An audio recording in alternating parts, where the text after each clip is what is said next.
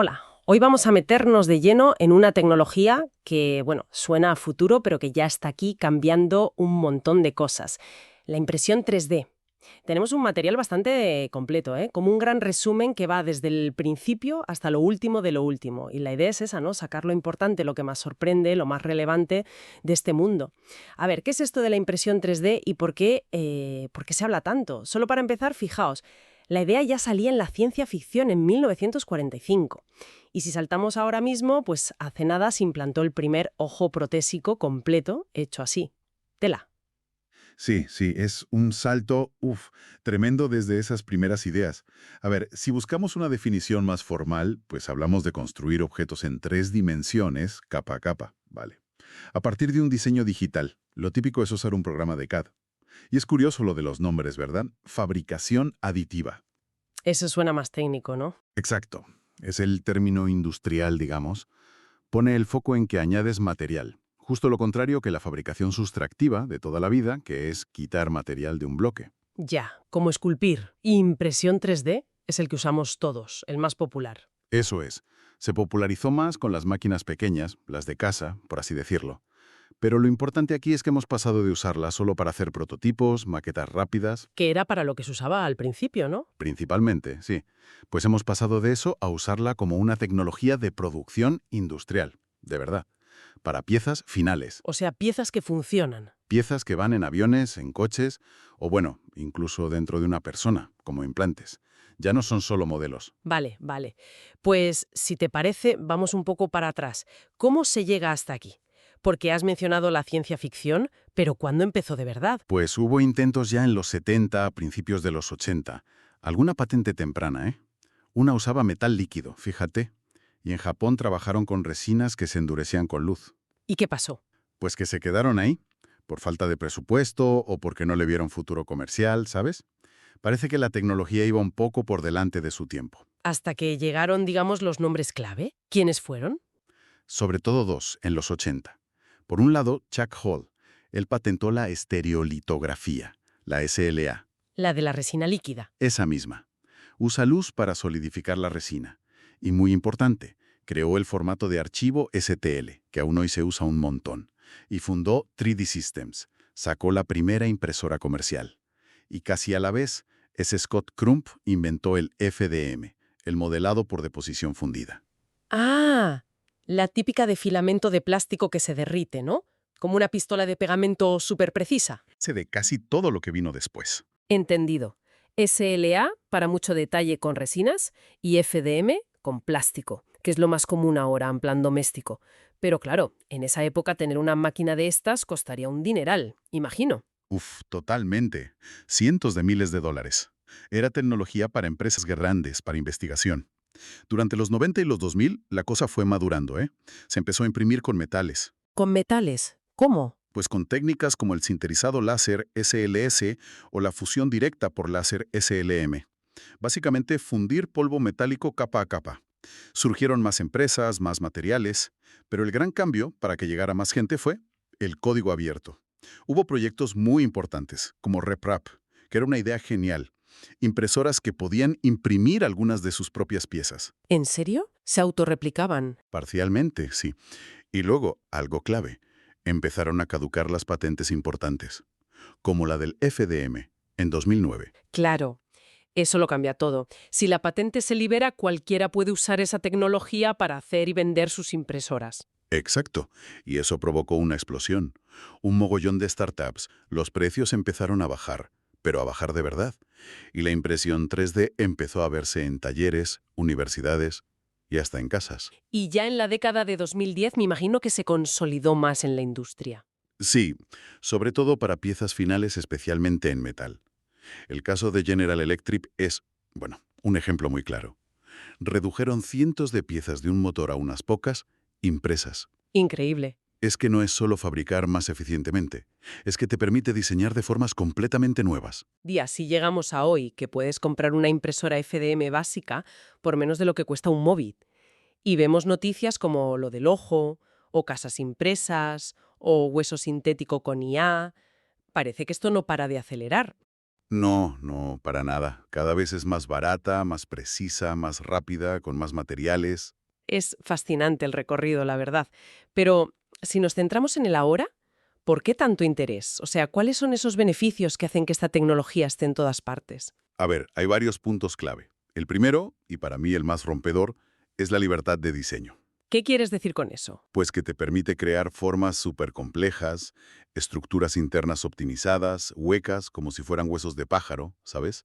Cosas que con los métodos de siempre, quitando material, serían imposibles o carísimas. O sea, que puedes diseñar pensando de otra manera. Totalmente.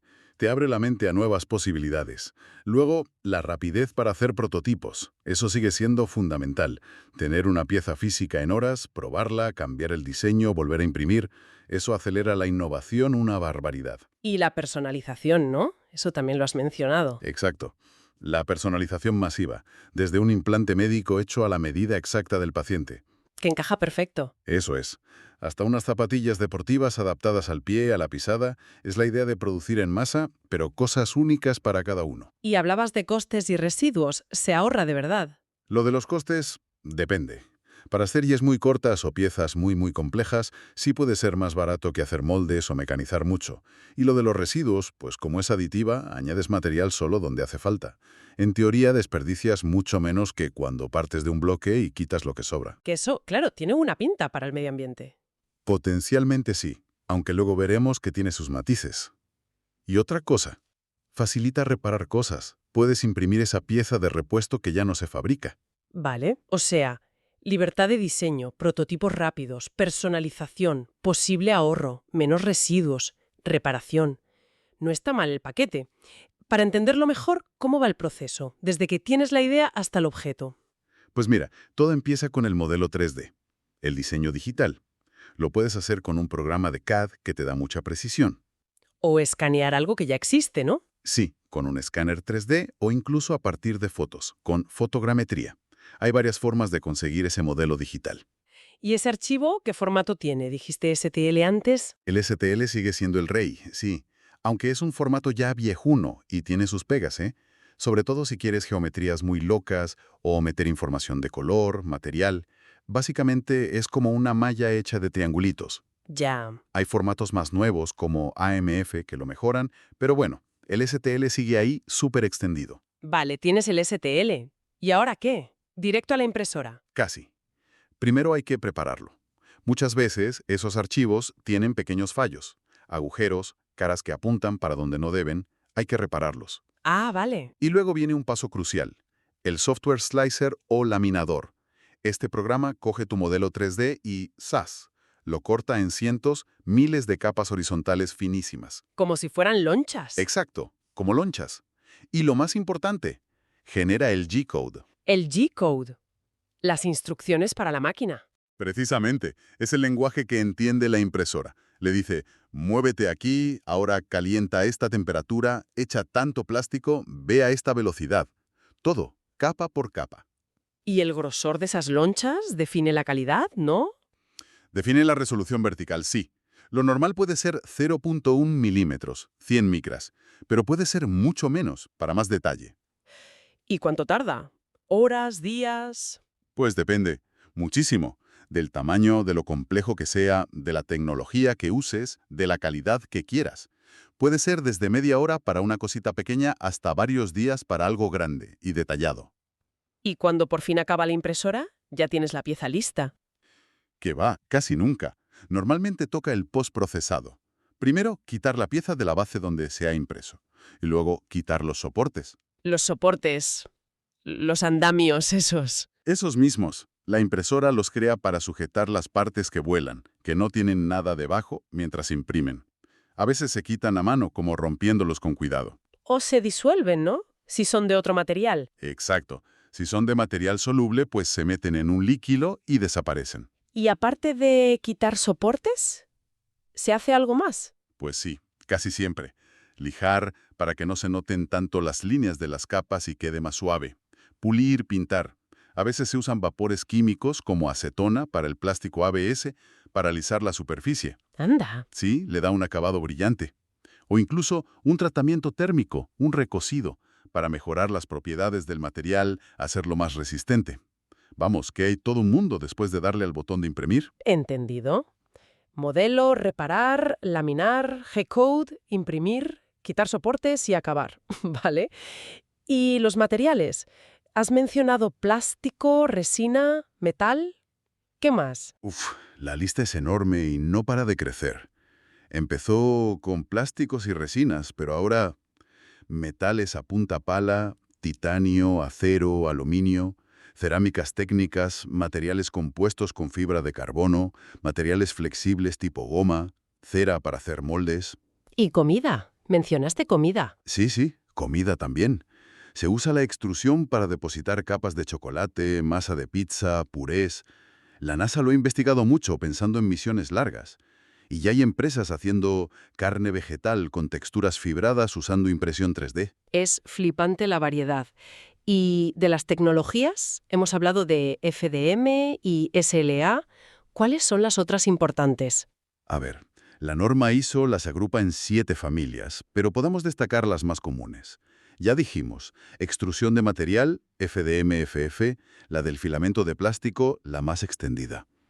Y la fotopolimerización en tanque, SLA-DLP, la de la resina líquida curada con luz, que da mucha precisión. Vale. ¿Y para los metales, qué decías? Ahí la reina es la fusión del lecho de polvo, o PBF. Dentro están el SLS, que sintetiza como que pega el polvo con láser, puede ser plástico o metal, y el DMLS o SLM, que funde directamente el polvo metálico con láser. ¿Y el EBM? Ah, sí, el EBM es parecido pero usa un haz de electrones en vez de láser, también para fundir metal. El concepto es similar.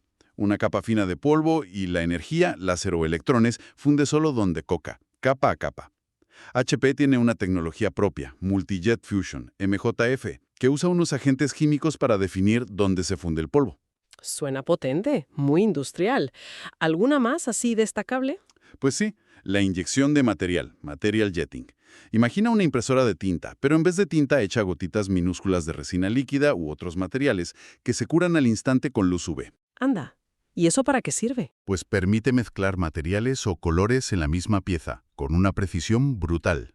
Y luego está la inyección de aglutinante, binder jetting. También parte de un lecho de polvo, pero en vez de fundirlo, inyecta un pegamento líquido solo donde interesa. ¿Y luego? Se queda pegado.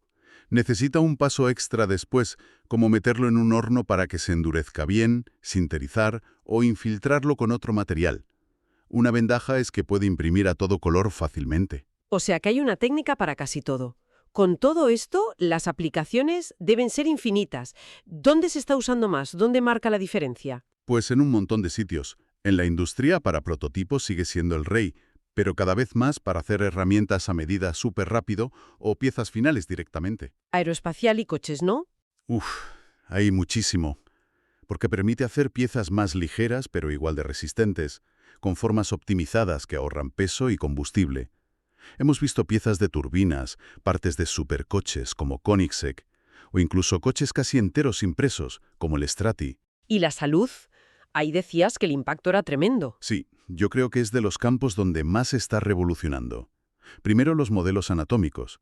Cogen un TAC o una resonancia del paciente, lo imprimen en 3D y el cirujano puede ver, tocar, planificar la operación sobre ese modelo exacto. Ese tiene que dar una seguridad. Increíble.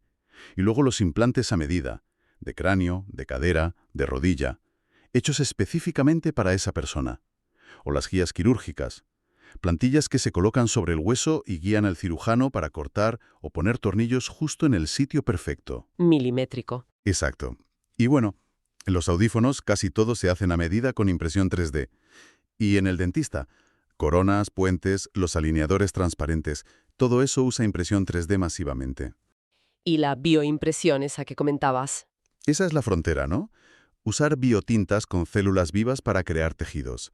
Se investiga para crear órganos, aunque eso aún está lejos, pero ya se han hecho cosas como vasos sanguíneos o ese ojo protésico que decíamos, y en farmacia se mira para hacer pastillas personalizadas, con la dosis justa o que liberen el medicamento poco a poco.